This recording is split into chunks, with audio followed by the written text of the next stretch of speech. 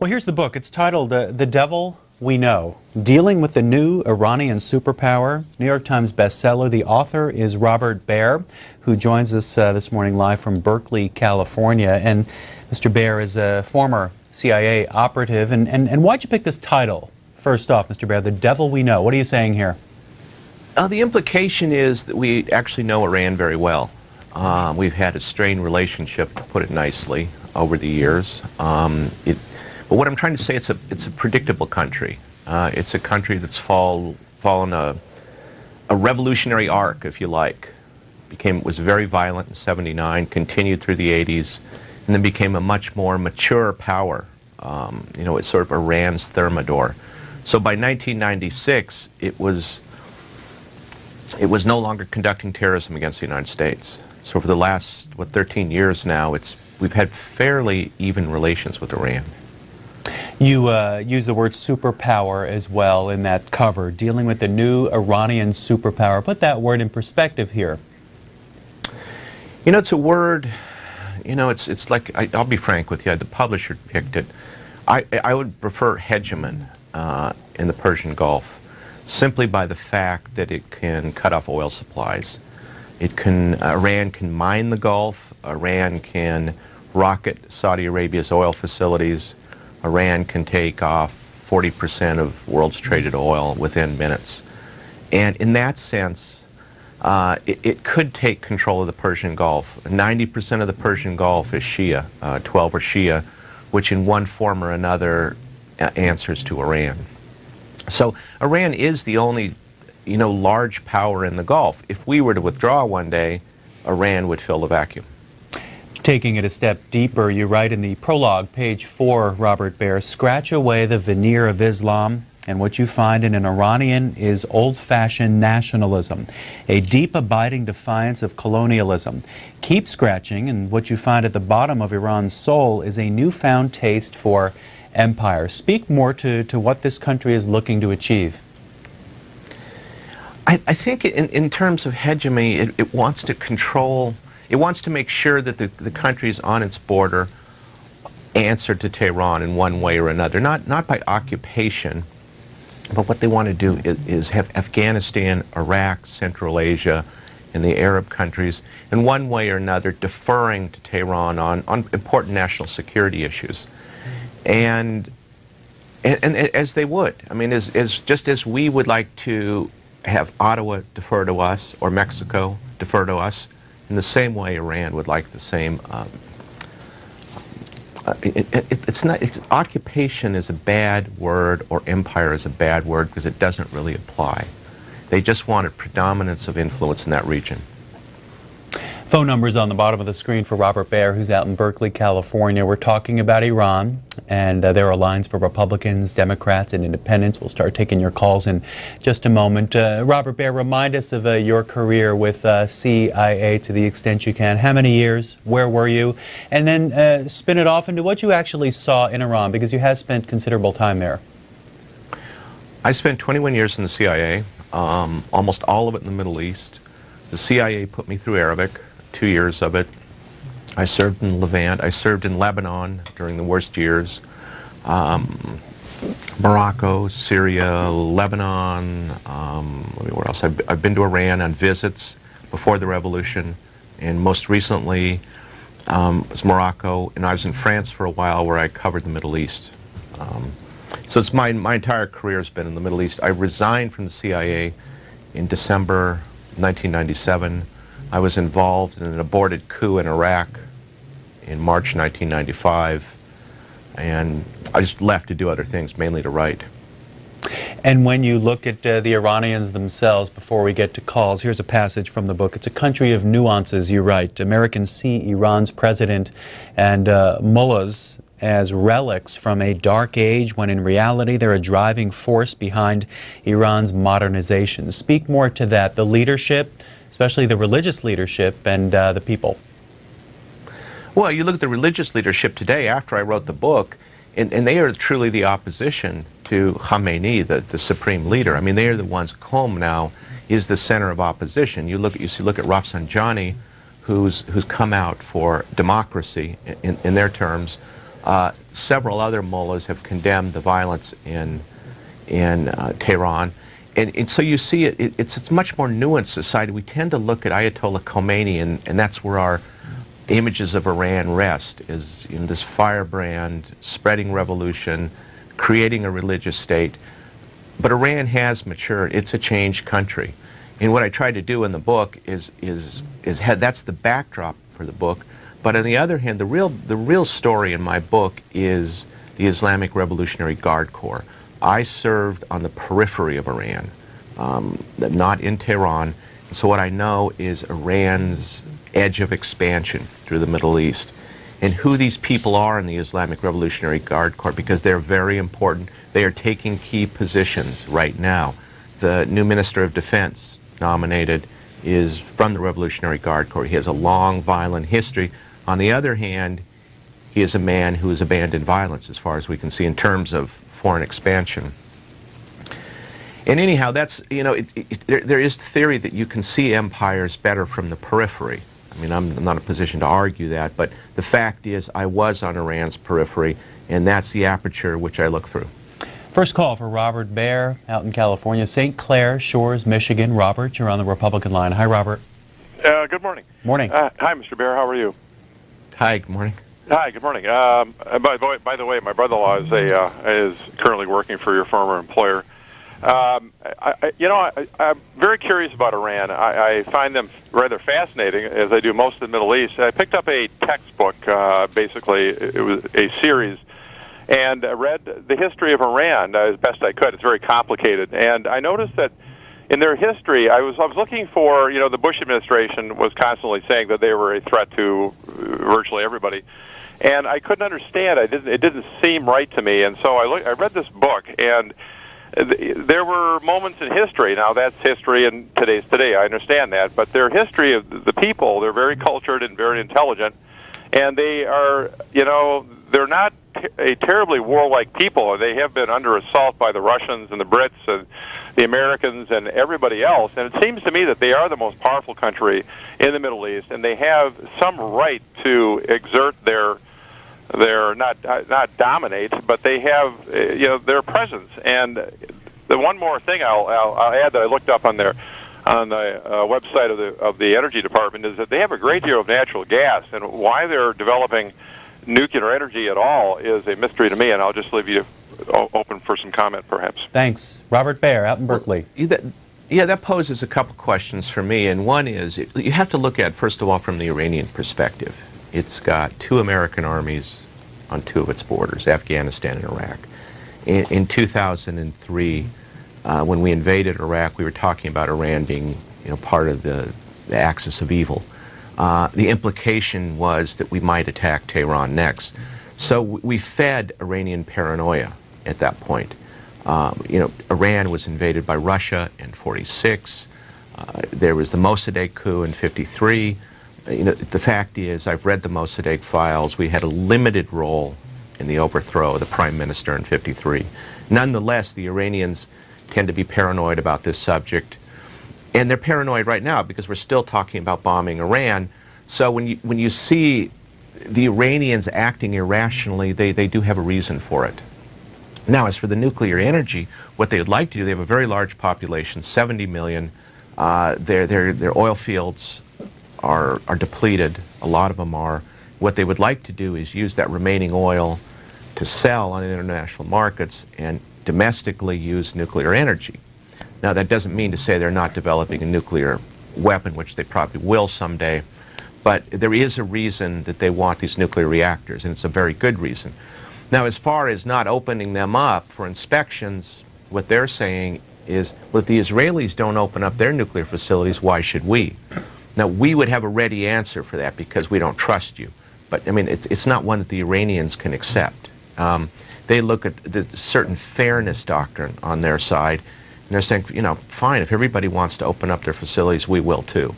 It's not going to happen, but that's the dilemma we face as we try to go into negotiations with Iran.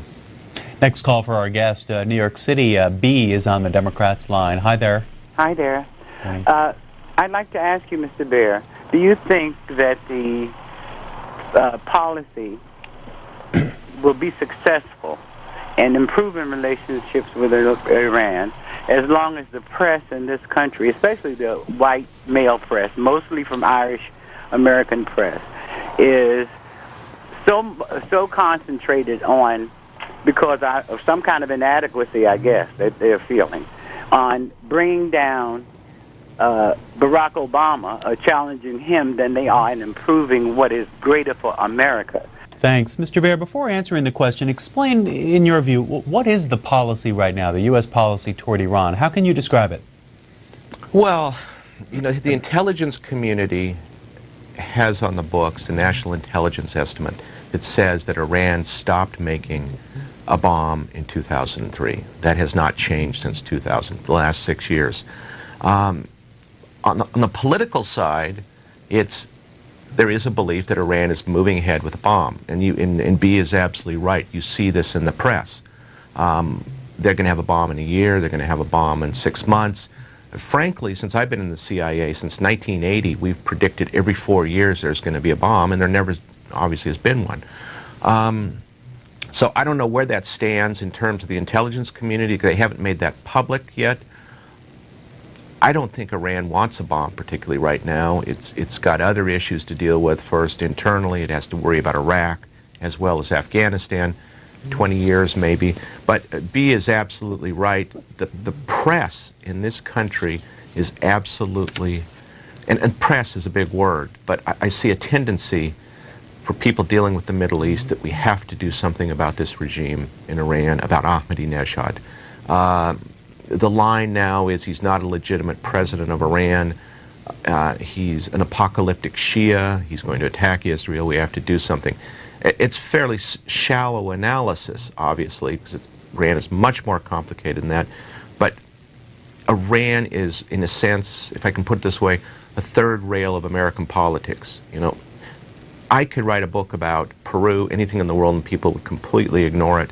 But when you write about Iran, it sends hackles up people's back.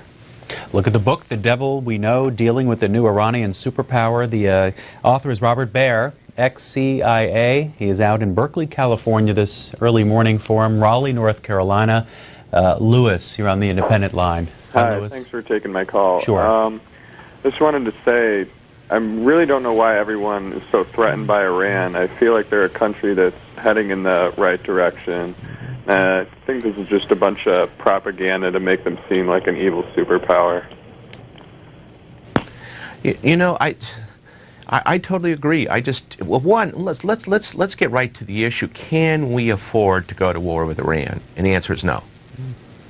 If we think that we're going to bomb their nuclear facilities in a tactical strike, and that's going to be the end of it, that's completely misunderstanding the country of Iran. It will respond. It will respond against the oil. It will respond in the Persian Gulf. It will respond against our troops in Iraq. The Chief of Staff, Joint Chiefs of Staff has said very clearly there will be consequences to an attack on Iran. Our military is saying, wait, hold on. Let's not make this a political issue. Let's consider the military consequences of an attack, and Joint Chiefs of Staff is absolutely right. What did the Israelis think about that point that you just made? We had an earlier caller mention that there are elements there that are very committed to going to war. What's your take of the Israeli approach? Oh, I think they absolutely are, but they have a different experience with Iran. I mean, Iran looks at Israel as beyond the international pale, if you like. In 2006, they fought a war against Israel, which psychologically was devastating for Israel. They were unable to move Hezbollah back from the border. They lost a lot of troops. They lost a Corvette, was hit by rockets they didn't even know Hezbollah had. They accuse Iran. And the Israeli point of view is it is an existential threat to Israel. But the point is that if we go to war with Iran, we're going to pay the price, not Israel. And this is what this president is going to face this fall. There's a Twitter message here as well, Mr. Baer. Can you comment on how Bush and Obama attempting to spend millions, or billions they write, to defend Europe from an imaginary Iran threat? Connect the last administration, this one, and the approach regarding Europe and Iran. Yes, it is a problem. But it's based on the premise that the Iranians are irrational. Iran does have rockets that can hit Europe now. One day, presumably, they could put a nuclear weapon on this. But what the assumption is that Iran is an irrational power that doesn't care about its survival. I would argue that it's acted very rationally over the last few years. In fact, I would say it's acted more rationally than we have. But that's part of the debate that is, you can't convince people of this, or people have already made up their minds in this case. Next call, Los Angeles, James on the Republican line for Robert Baer. Good morning. LA, you there? Yep. Let's try Boston. Boston, are you there? Yeah, I'm here. Go ahead, sir. Shortly after 9/11, Iran reached out to the United States, and they were going to help the United States, but it was vetoed by Israeli interests within the United States administration. Until the Congress, which is bought and paid for by the Israeli lobby, before these people are expunged, there's not going to be any movement forward for peace in that part of the world. And I think that's mighty obvious. Thanks. Robert Baer, any thoughts? I'd like to address one point. Look, when we went into Afghanistan in October 2001, there was a general called there Fahim. He's still in Afghan politics. He is, I wouldn't call him an Iranian asset, but he certainly answers to Tehran in many ways. He's a Tajik. He speaks Persian. It was his troops that we marched into Kabul with, the Special Forces and the CIA, and that was thanks to a green light from Tehran. So Iran was completely on our side when we got rid of the Taliban in 2001, but Iran remained, because of Washington politics, as part of the axis of evil. This is, again, goes back in the Middle East. People, it seems to me, can't look at this rationally and just calculate in pure power terms. This is a very emotional issue, Iran, because what for Israelis and pro-Israel lobbies in this country is that Iran is an existential threat and that we were not going to have a second Holocaust. And this is a message that addresses many Americans' emotions and sentiments, as well as politics in Washington. You know, it's a tough issue to deal with. And I do feel sympathy for this White House. It simply cannot say, we're going to give this 5 more years and see what happens, or we're going to wait until they test a nuclear bomb and then we'll deal with it.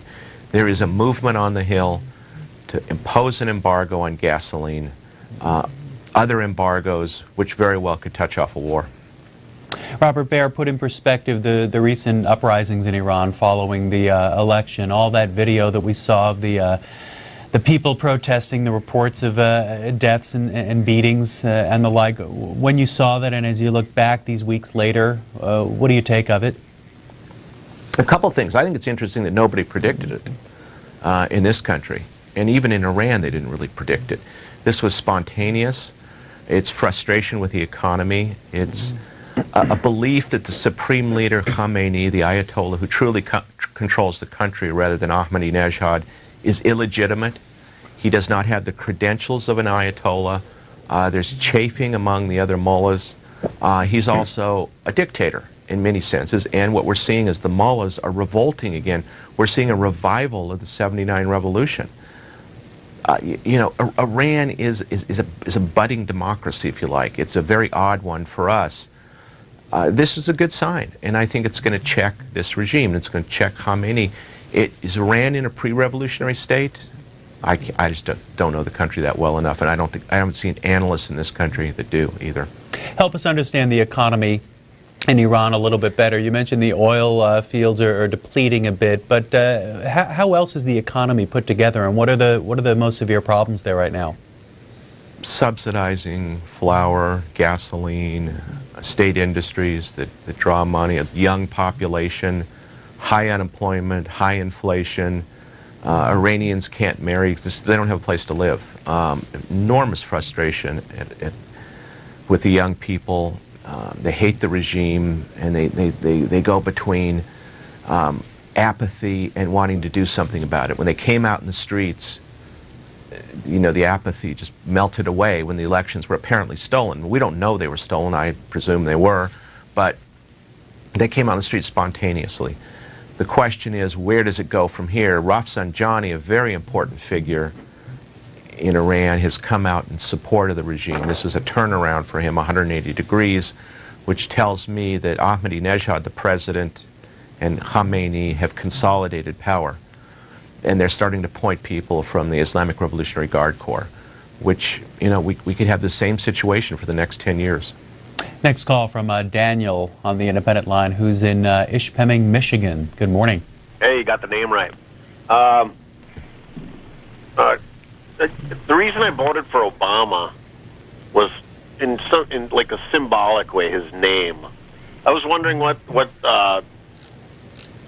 the effect of the people in Iran of Obama's being our president now.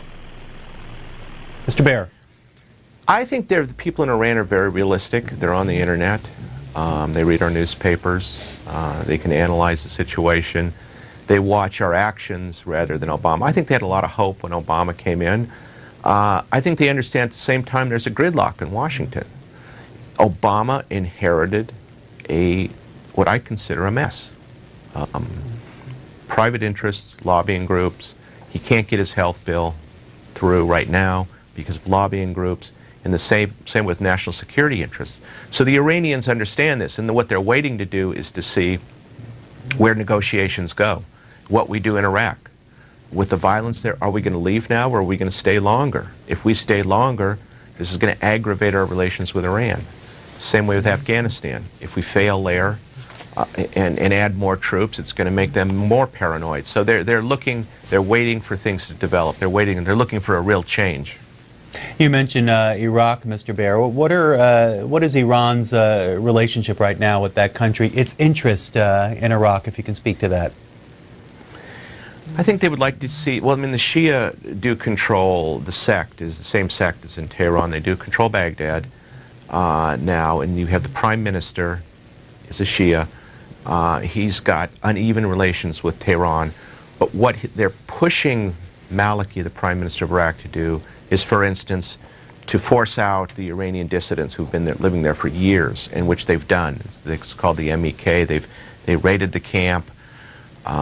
What they would like to see in Iraq is stability, naturally. They do not want to see a civil war there because it's on their border. The chances of a civil war spilling into Iran are pretty good, and they know that. They would like to see the Americans leave a quiet Iraq where they would have a predominance of influence, especially in the Shia South. Right now, there's no indication that they intend to take this Shia government in Baghdad and use it as a springboard to go after the Arab countries in the Gulf. But the Arab countries are certainly worried about that, and only time will tell. Fayetteville, North Carolina is on the line now. Barry, Democrat. Hi there. Hi. I was just wanting to I was just thinking anyways, and I was wanting to say, I was wondering how we compare, or how we did compare, say, a couple years ago, and to how we do compare now. And that's probably the way that we're viewed by Iran, and the way that our media, no matter who's in presidency, it's always controlled by corporations, because Obama isn't even able to do anything right now, and the media is doing everything against him. But yet, how are we viewed by Iran when our president is a what do you call a floundering duck? Robert Baer. You know, it looks that way to me. I mean, I can't resist mentioning something about Blackwater, the security company that was hired by the CIA to do assassinations. I mean, it does look like that Washington is controlled by corporate interests. I mean, obviously it's more complicated than that, but Washington is a mess, and so's Congress, and so are the lobbying groups. And even if Obama could sit down and say, all right, and say to Hillary Clinton, go to Tehran, figure out what we can do, I don't think he would survive it politically.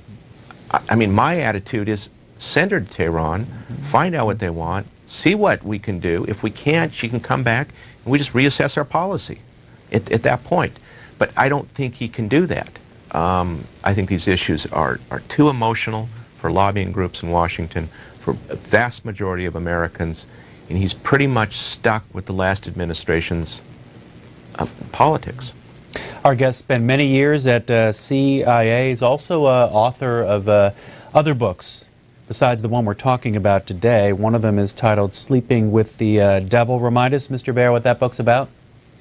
It's about Saudi Arabia, and I am forbidden from ever going to Saudi Arabia again.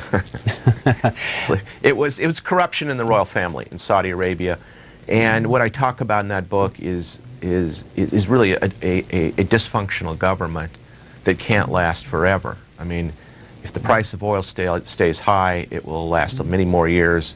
If oil should fall to a very low level, the government will collapse. It's that easy.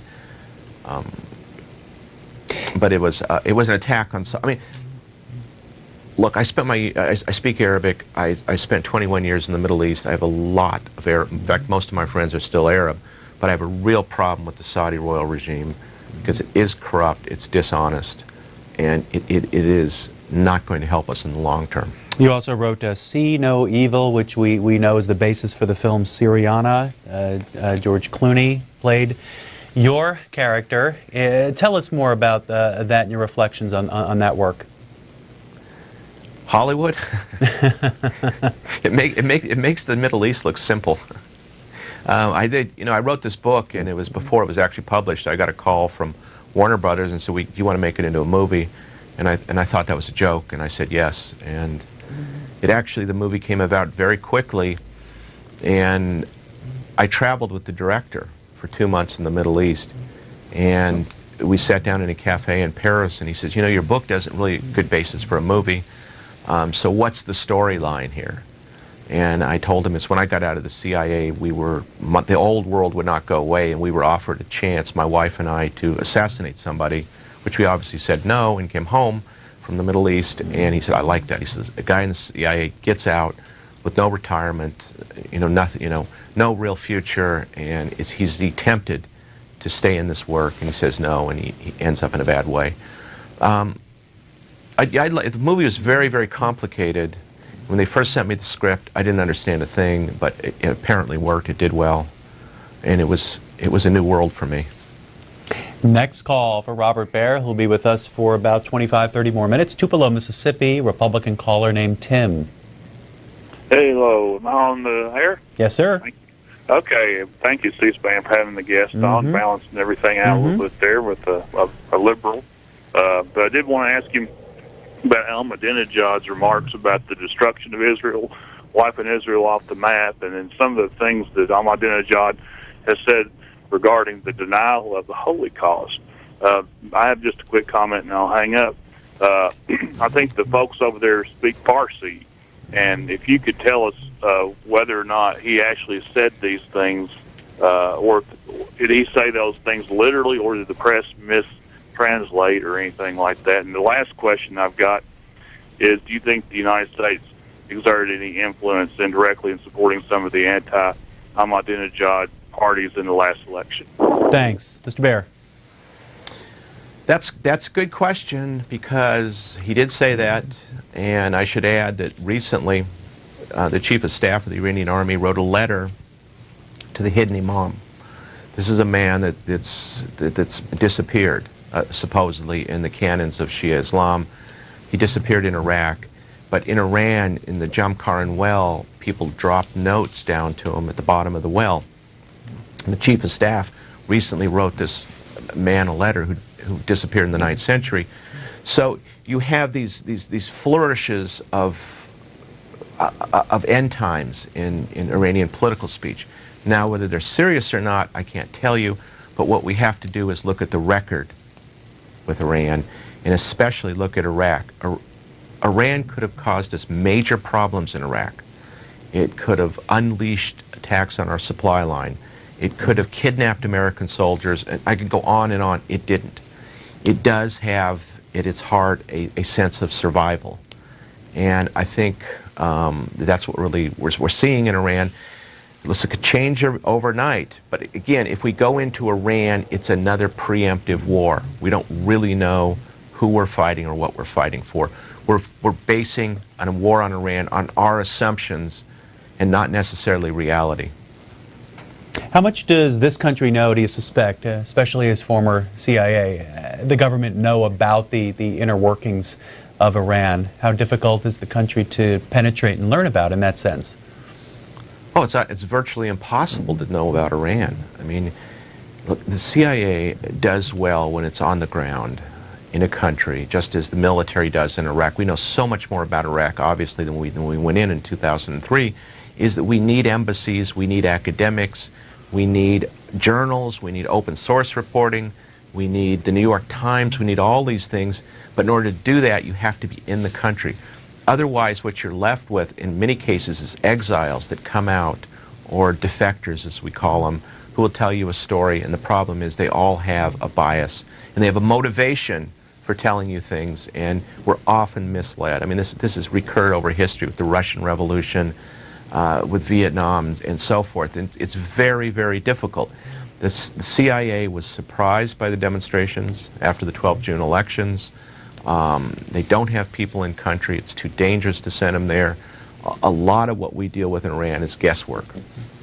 And to go back and answer one question, we were not behind the 12 June demonstrations. That was entirely internal, spontaneous. On the flip side here is a Twitter message, Mr. Baer. Has there been evidence of infiltration of Iranian intelligence personnel into U.S. intelligence operations? Well, there's been one case of a woman who worked for the CIA and the FBI. She went between both, who was supposedly searching computers for Hezbollah, which we assume goes back to Iran. There's not much evidence of it, that they really care.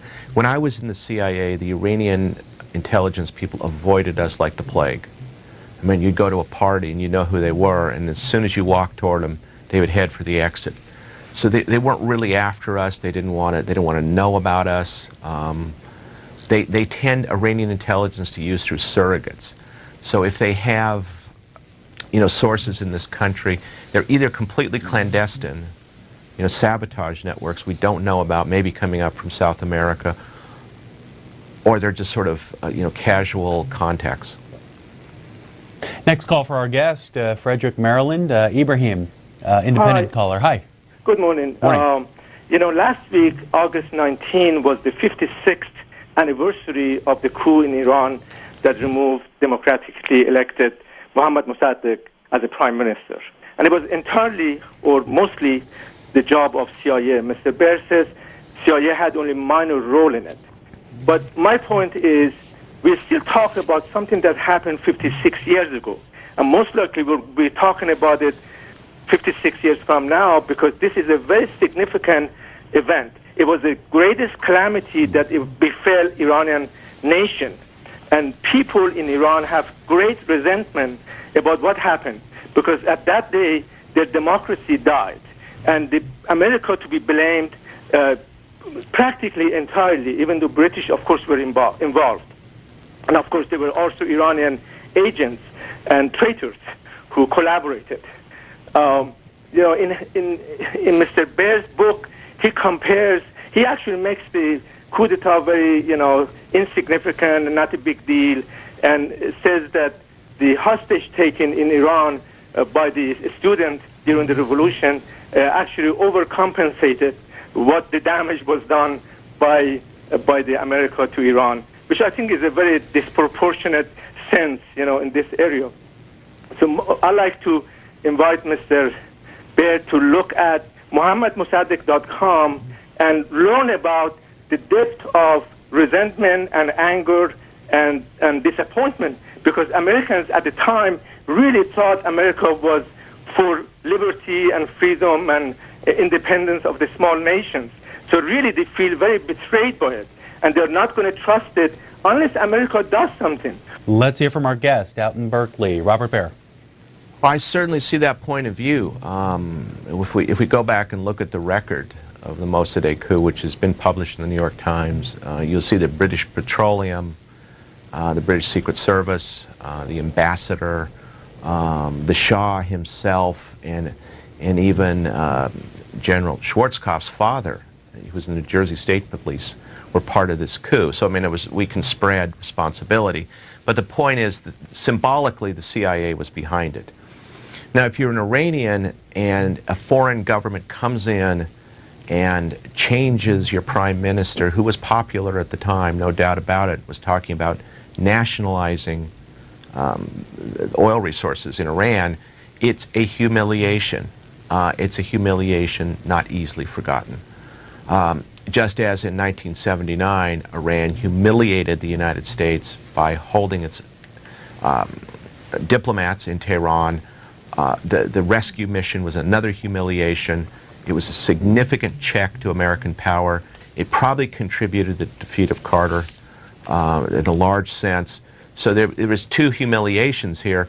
But the Iranians have reason to be paranoid about foreigners, either Russia or the United States or Saudi Arabia.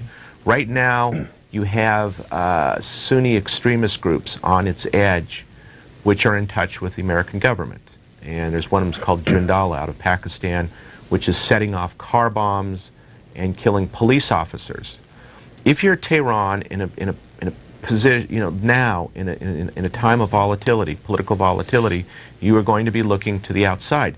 And yes, the United States does need to provide quid pro quos for future cooperation. It simply cannot put Iran in the corner and say, do what we want or else. Because on the streets of Tehran, people are still mistrustful of the United States, even the so-called Democrats, the Green Revolution. Mousavi, former prime minister, is not a friend of the United States. He mistrusts the United States as well. So there's a lot of bad blood to overcome. And yes, the Mossadegh coup is very important for Iranians. And we're going to have, when we go to Tehran one day, and I hope we do, we're going to have to treat Tehran as equals and not as a third world power. More of your calls in just a moment, but Robert Baer, wanted to get your thoughts on the CIA story that's making news this weekend in the papers. Here's the Philadelphia Inquirer. A report coming out this week. Internal report at CIA says that the agency used a gun, a power drill to threaten detainees. They staged a mock execution. As you know, this type of story generates a lot of buzz here in town. What's your take on that? Oh, I think it's outrageous. I mean, look, I was investigated for attempting to kill Saddam Hussein. Mm-hmm. I've had the FBI yellow tape my office, you know, and on and on, and I know what's happening internally, and I feel bad about the morale. But the question is, we cannot have the CIA above the law. You can't. The president is wrong. You just say we can't move on. If crimes were committed, if people were killed, if people were tortured, and it's just not the Justice Department memos that allowed this to happen. It's the people that were killed. It's the mock executions which are against the law. There has to be some accounting for this. Otherwise, it's going to dribble out for the next 20 years, and it's going to be much worse. Now, do you do it through a special prosecutor? Do you do it through a bipartisan commission? How do you do it? I don't know. But you do need an accounting for this. Next call, Killington, Vermont. Jim, Democrat. Hi there. You're on with Robert Baer. Yes. Good morning. Thank you. I'm reading from an article that appeared in the Middle East Forum in covering post-election Iran, written by an Ali Al-Fani, who's a visiting research fellow at the American Enterprise Institute and a doctoral candidate in the civil-military relations in Iran, with a focus on the role of the Revolutionary Guard. And he says in this article, and I'm quoting all of this, that he contends that Iran is not in danger of collapse. Rather, it will emerge from its present convulsions a changed nation, most likely for the worse. He argued that the election fraud and riots that Iran is currently experiencing are the result of militarization that Iran has been undergoing since 1997, when the Ayatollah expanded the powers of the Revolutionary Guard in order to prevent reform. And he says that the possibility that the Guard will successfully quash the democratic movement, and Iran will transform into a military dictatorship, and that the transparency of the fraud incited the democratic forces to action, thus giving the Guard an excuse to seize power. And he points out that the president of Iran and most of the cabinet and majority of the Iranian parliament are former guardsmen. And Al-Foni concluded by arguing that the West should unequivocally treat Iran as a growing threat. In particular, he called on America to take a strong anti-revolutionary guard stance and to pursue a policy of containment. It's especially important that the United States work to forge an international consensus against the Iranian regime in order to prevent the Islamic Republic from playing the major world powers against each other. Your comments, please, sir. Look, the first half, you couldn't be more right. There's been a military takeover since 12 June. The Revolutionary Guard Corps is in control of most of the important ministries in Tehran, the power ministries, as we call them, Ministry of Intelligence. The new defense minister is from the Guards, Vahidi. He's got a very bad reputation. He's been accused of blowing up the Israeli center in Argentina. These guys are very, in fact, this is one of the theses of my books, is these guys are very dangerous, very competent, and they don't play around. There has been a military takeover in Iran. Now the question is, when you come to the word containment, do you want to provoke the Revolutionary Guard into reacting in Iraq, in Afghanistan, or the rest of the Gulf? Or do you find out what they want first? I think that they've acted fairly rational in the sense that they've set out to do something, like in Lebanon with Hezbollah and fighting the Israelis, and got it done. They've had the sense to back off, for instance, in Gaza and Egypt, most recently. They were supplying rockets. Hamas has stood down for further confrontation from Israel. So they are a very capable group, very intelligent, very violent, ruthless. But in getting rid of them, we need to get rid of the regime in Iran. And that's the question we have to ask. What the thing we do not want to do is lie to ourselves in Washington, which Washington is so easily to do, and that is hit the nuclear facilities or hit a couple Pasdaran camps and think it's finished, because it will not be finished. We're talking about something that looked very much like World War III in the Gulf. Twitter message regarding the military capabilities, Robert Baer. Mr. Baer, they write, what are the capabilities of the Iranian military forces? How large, they want to know, is the Army and the Navy? What are they capable of? Well, what they're capable, they have a large reserve element, and they've got the military, but you're looking at the Revolutionary Guards, which is about 250,000, and that's really sort of the elite forces. They control the rocket forces. They are the ones that have hidden batteries along the Gulf. And they very much have a deterrence doctrine, and that is, right now, let's go back to a conflict with Iran. They're saying, if you bomb our nuclear facilities, we're going to take out Saudi Arabia's Abqaiq, Ras Tanur, the major facilities. We're going to we're going to drive the price of oil up to $500 a barrel, if you like. I don't know what it's going to go to in the event of a war, but it would be very high. It would be very costly for us. The Revolutionary Guard Corps has a guerrilla capability all through the Gulf. It's got these little small, these small boats which can do serious damage to our fleet. Our fleet has done exercises. If you use suicide bombers with carrier group, if we attacked Iran, we would have to use months of bombardment in advance. Again, I say we don't know where we would see the reaction. It could be in Central Asia, the Gulf. It could be in Europe. So what they're doing is it's a relatively small force, but it's got this asymmetrical warfare capability, which worries our military. And the influence of Iran on areas around there. We've heard so much about the situation in Lebanon and proxies that you even refer to in your book. Can you connect the dots with all of that? Well, the Iranians, I mean, on one level, they need plausible deniability. They can say, well, Hezbollah is an independent group, and it is in a sense, but, if Hezbollah attacks Israel, Iran says, well, it's not us. We're fine, we arm them, but we can't really control them, and that's up for debate. The same with supplying weapons to Hamas and things it's doing in Egypt, in Jordan, and the rest of it. What's very unclear is how much influence Iran has through the Shia population in the Arab world, the 12 are Shia, especially in Saudi Arabia. You look at the map where Bahrain, which is 70% Shia, the Iranians could march into Bahrain in a couple hours and take the country. But could they cause a revolution in Bahrain with 70% Shia? That terrifies the Arabs. They could. Or even Dubai is largely a Shia principality. How far could they go? Could they disrupt the Gulf? Yes, absolutely. And this is what had the Arabs terrified. And the Arabs are terrified that we're going to leave Iraq, we're going to leave this a gaping wound, and there's going to be some sort of domino effect, which is going to go through the Gulf. It does scare people in the Middle East, Iran. Another tweet, Mr. Baer, about the military. What nations, this viewer wants to know, what nations are considered Iranian military allies? What aid would they provide in the case of a U.S. or Israeli-led strike? Speak to the military part of it, but speak further to friends that Iran may have around the world. Well, Syria is pretty much hostage to Iran in the sense that Hezbollah is such an important element of Syrian policy. And, you know, remember that Damascus is the client of Hezbollah. Hezbollah is not the client of Damascus. The Syrian regime is a bit shaky. It can't simply say we're going to cut off aid to Hezbollah, we're going to stop arms from coming to Hezbollah, because then they will be looked at as pro-Israeli.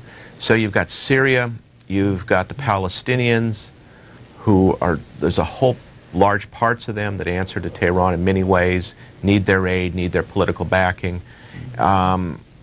You have the Shia in Iraq, and you have the Shia in Afghanistan, as well as groups in Herat.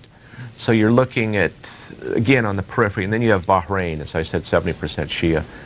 They don't have particularly a lot of allies, and that's why they use asymmetrical warfare, the ability to cause problems, the ability to make a war against Iran too expensive. What they would like to do is change the, I mean, look, the Iranian revolutionaries, the ones that still revolutionaries at heart, would like to change the government in Saudi Arabia. Now the question is, do they have the upper hand, or is Tehran more pragmatic and more looking at its own survival? 10 minutes left with our guest, Robert Baer, who's in Berkeley, California. By the way, what else are you doing in Berkeley these days? I write for Time Magazine, and I'm writing a book with my wife, who used to work for the CIA. And it's two voices. It's interesting because you talk about each other. It's sort of an experiment, but the publisher bought it. Let's hear from Empire, Alabama now. Sandra, independent caller. Hi. Thank you. I enjoyed the talk this morning, but I have a couple of questions. I'd like to know, what is your opinion on Iran and Iraq maybe combining in the future, and the land of Babylon that used to be coming back into existence, and along with the other lands that go with it. And also, seems like eschatology says that's going to happen in the last days towards the times of Jacob's trouble. And I want to know what you think America's place will be. Will they just get further and further back and just decline and not be in the war? Will they give up? And will Russia and China join in with Iran, Iraq, in coming against Israel? Thanks. Mr. Baer. There's two interesting aspects to that. One is, if you look at it in a fantastical way of looking at the world, is if you had an alliance, I know this sounds a little bit crazy, but it's not impossible, between Iran and Israel, bookending the Middle East would be some sort of ideal balance of power situation. We would serve our interests. Now what we're seeing is in Afghanistan and Iraq is the United States. We cannot stay in those countries forever. We're going to run out of money. We can't afford an empire in the Middle East. It would just go on. It would break us, bankrupt us. The Chinese are going to stop lending us money. The Americans are already tired of Afghanistan. 51% of Americans, I believe, want out sooner rather than later. We're going to have to leave Iraq. And what's going to fill the vacuum is China and Russia. Iran, with Russian advanced weapons or Chinese weapons, would be a very formidable power in the Middle East, especially with a retreating United States. You know, 65% of the world's proven reserves are in the Gulf. If that somehow should fall under Iran and Russia's control, or China, it will eclipse the United States, and there's very little we can do for Israel at that point. Next call, Miami, Florida. John, Republican line. You're on with Robert Baer. Yes, good morning, gentlemen. Mr. Baer, thank you for your service to our country. I really do appreciate that. Just two quick things. One, I was a younger person. I was about 10 years old when we experienced this first Iranian revolution, so I remember that from a different perspective. So I'm wondering, that was set up on a basis and a control and power of a bunch of young students and young clergy and religious people who wanted to change in their country. Now the same thing is happening, and those same revolutionaries from before are kind of pushing this away. So I'm wondering, is there some way that these new revolutionaries might be able to take power? And secondly, we mentioned South America a few times. I'm wondering, is there any threat to us that you know of from South America? Instead of just Iran and Iraq. Let me answer the last part first, and that is, there is indication, as we know, that Hezbollah and Iran have operated in South America. Let's take the worst case scenario. Could Iran cause problems in the United States? And I'd say yes. Let's take a scenario, it's probably never going to happen, but the United States and Iran are in some sort of worsening confrontation, and an Iranian surrogate setting off a car bomb in New York City brings down a building. Somehow they frame another country. It could, terrorism is still on us. Another attack could, push this country in a completely different direction the way it's going now. Yes, there is a threat from Iran in South America. Now, the Democrats, I use that word loosely, in Iran, do want to get rid of Khamenei. He is illegitimate. He is not truly an Ayatollah. He's an old man. He's increasingly controlled by his son, who's not particularly popular. Khomeini's supporters from the old days would like to get rid of him, and that's Mousavi, Karoubi, as we've seen, he ran for the presidency this time. And they are a very potent force. If this regime, Tehran, oversteps itself and goes against the mullahs in Qom and the more democratic elements, there could be a reaction and they could withdraw support from Khamenei. So if tomorrow morning there was another movement in Iran, I wouldn't be surprised. Now, I'd like to say there's something we could do to help the Democrats in Iran, but I don't think there is. The farther we stay away from Iran, the less we say about it, the more we let them solve their own problems, the better off they're going to be, and we will too. Robert Baer, in our remaining few minutes, wanted you to wrap things up as we look toward the epilogue of the book. You do lay out three broad options. You've spoken to them a little bit, but wrap up your thoughts if you could. You talk about three broad options here. One of them is possibly containing Iran. One of them is to provoke a Sunni-Shia civil war, and the other is to settle with Iran. Which is your preferred option? And speak to each of them if you could. I think we should settle with Iran. Look, there's an American journalist arrested. She broke the law. She had confidential documents. She didn't have a press ID. She's an American. This is Sabiri. And it was Ahmadinejad who wrote a letter to the court and ultimately got her out. I mean, Ahmadinejad, is crazy as he may sound to a lot of people, does want to settle with the United States. We have to listen to what he has to say. We have to listen to Khamenei, what he says, as well as the rest of that power circle around them. Otherwise, we're not going to know. We really have to look at Iranian actions as opposed to what the country we would like to see or the country we believe exists.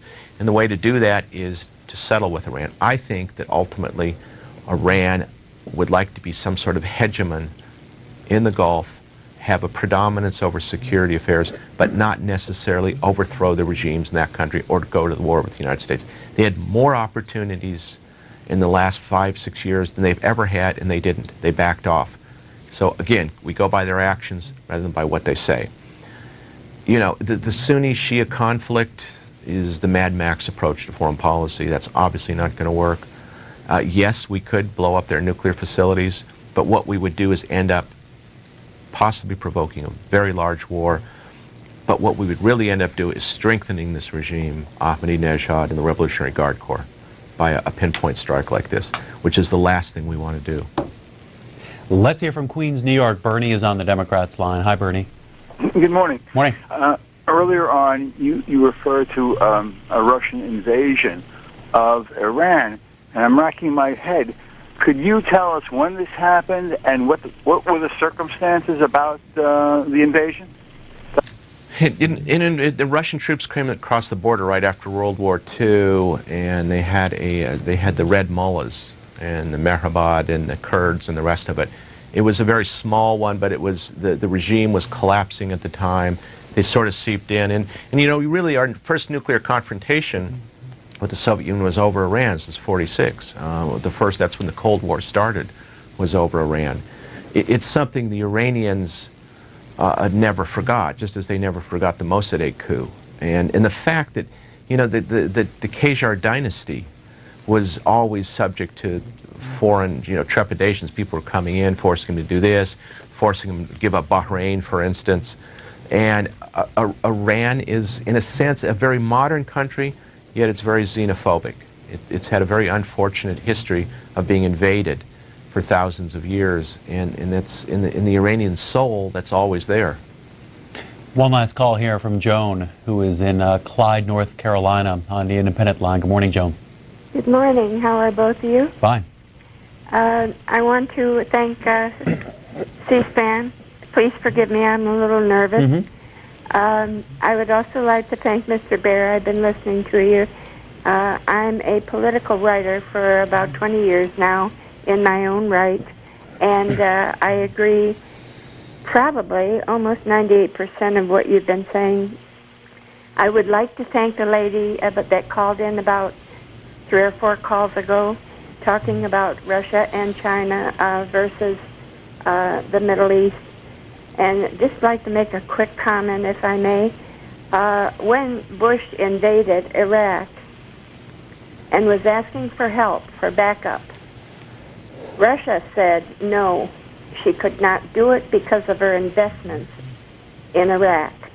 China also said no, she could not do it because of her investments. Therefore, the lady that called, if these two countries have investments in Iraq, they definitely are going to stand side by side to go against Israel. At least that's my opinion. Appreciate your thoughts. Robert Baer, final thought on the future of Iran and its relationship with this country, the U.S. I think we're going to find out in October or November. You know, they've ordered these bunker busters. They've sped them up. The administration has gone to Tel Aviv and says, we will settle this one way or another come this fall. I think you're going to see an enormous amount of pressure on this president to do something about Iran. Nuclear negotiations are going to probably reopen. How far they're going to go, I'm not sure, but it could go either way. Robert Baer, former CIA operative for many years, author of the new book, The Devil We Know, dealing with the new Iranian superpower. He's out in Berkeley, California. Thanks a lot for your time. Thanks much. It was great.